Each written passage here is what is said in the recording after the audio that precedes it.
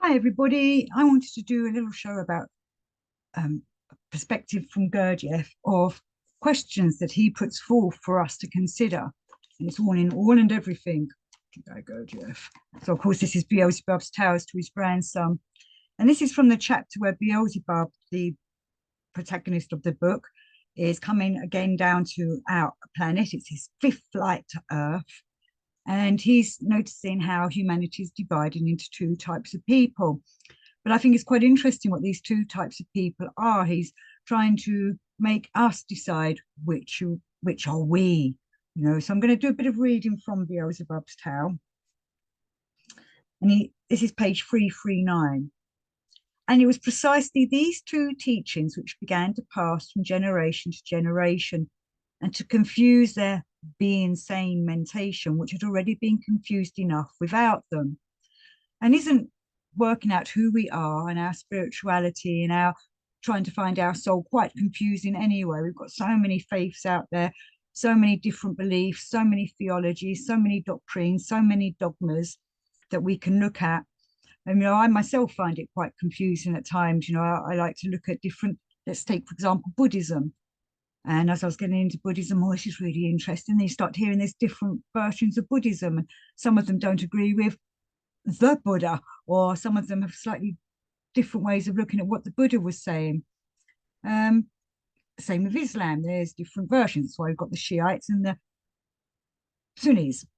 And then we've got, within Christianity, how many different realms, how many different versions of Christian sects are there? So again, people are coming forth with different ideas because they have their own versions of the truth. And I think the truth can be subjective. It's not necessarily objective, but ancient wisdom is trying to make us look for objective truth. What is truth to you? And it's something that I think is very important for each person on this kind of path to think about. What is your truth? What is it that you believe in? What is the foundations, the fundamental basics to your beliefs? So I'm going to carry on with this. So, and everything. Although in the course of their transmission from generation to generation, the details of both these teachings underwent change. Nevertheless, the fundamental ideas contained in them remained unchanged and have even reached down to contemporary times. And with the ancient wisdom and the ancient knowledge, I think the basics of it, the fundamental, the tenets of it, have remained unchanged. It's just other people's interpretations and workings on it, and their ways of trying to expound or even expand the philosophies, perhaps putting a little bit of their own egotistical ideas into it, is what's changed it over time. Or maybe there was a sentence in the fundamental teachings that someone didn't understand and someone else didn't understand, and they both saw it from different points of view, and then they start arguing about what the true meaning is, and then that leads to schisms, which leads to people branching off and making their own versions. So Gurdjieff says one of these two teachings, which then had many adherents in Babylon, was just the dualistic, and the other, the atheistic. So that in one of them it was proved that in beings there is the soul, and in the other, quite the opposite, namely that they have nothing of the kind. In the dualistic or idealistic teaching, it was said that within the coarse body of the being man, there is a fine and invisible body, which is just the soul. This fine body of man is immortal, that is to say, it is never destroyed. This fine body or soul, it was said further, must make a corresponding payment for every action of the physical body, whether voluntary or involuntary, and every man already at birth consists of these two bodies, namely the physical body and the soul. I like my ancient Egyptian myths and such like, and Khnum is one of the old gods. He's like an ox or an antelope kind of god with his twisted horns that come out like this. So they're not horns like cows like that. They're one goes this way, kind of like a wave, and one goes that way like a wave.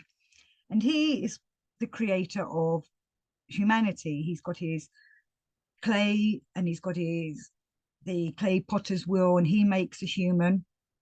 So he makes the humans, but with each human, say he makes a version of you or a version of me, he makes an exact opposite, an exact double of it.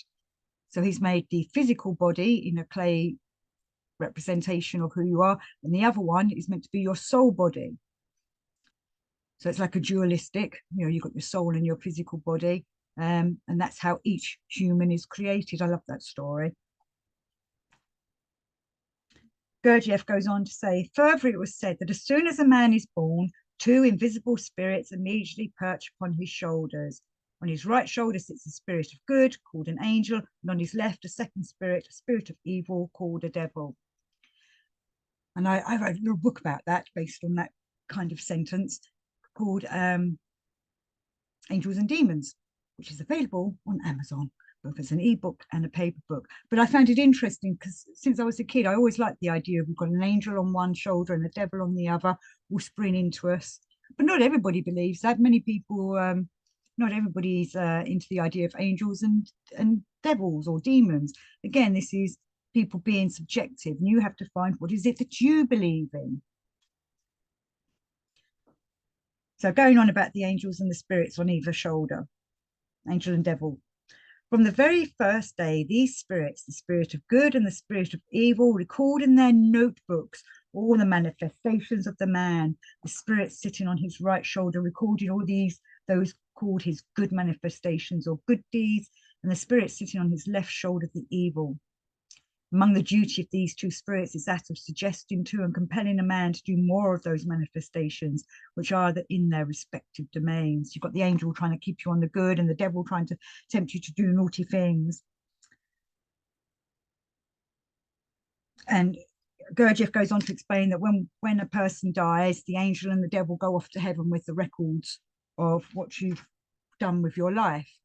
In ancient Egypt, it would be Thoth, the ibis god, the god of writing, who would appear on your death and give the record of your life to the gods, ready for examination, to see where you're going to go. Have you been a good person all your life, so you deserve to go to the heavens, or have you been a bit naughty and you go down to the hells?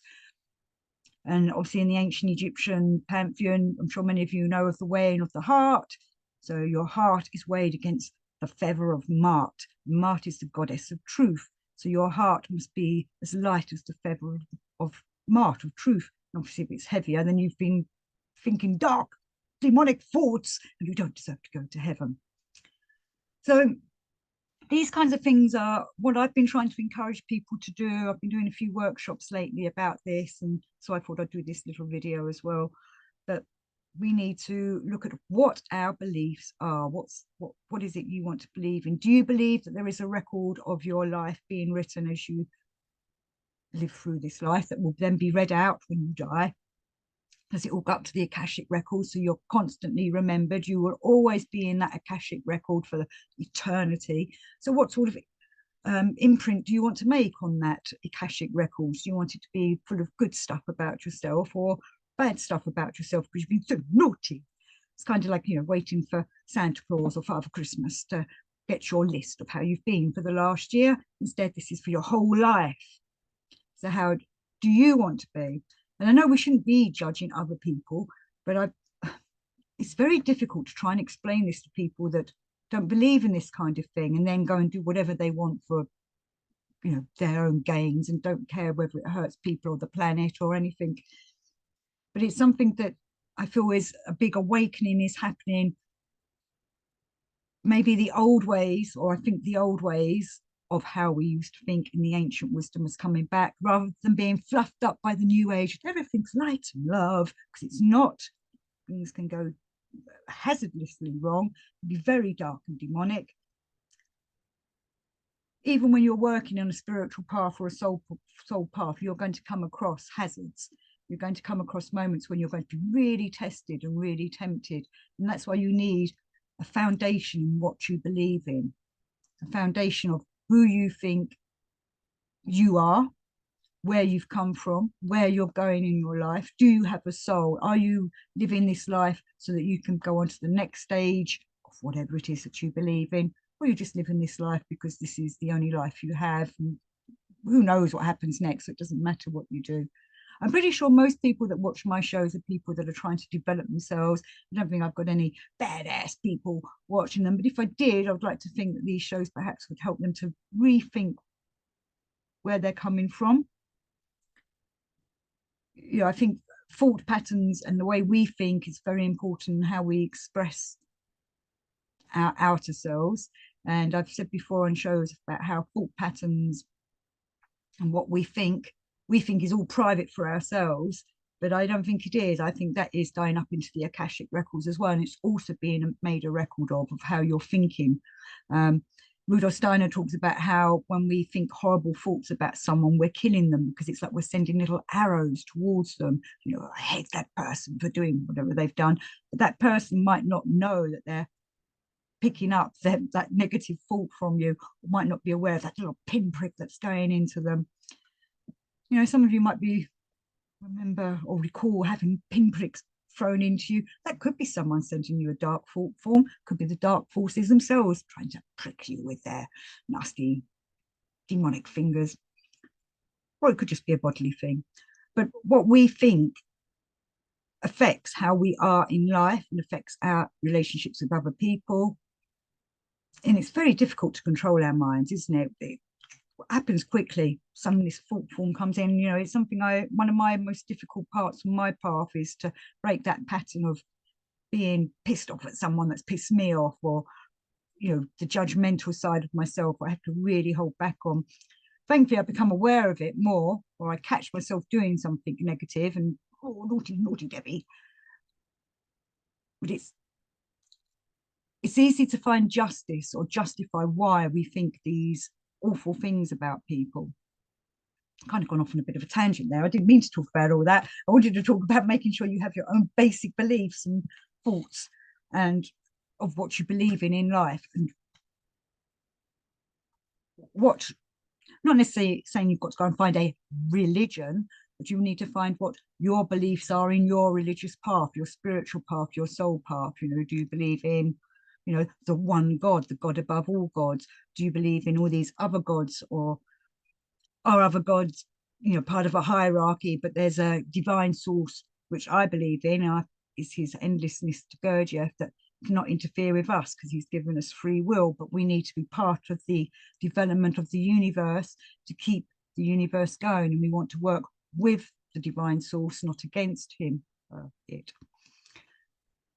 Or do you just believe there's a pantheon of gods? Or do you not think there's any God at all? Or are you the God that's living this kind of life experience in the world? And you know, what do you identify as?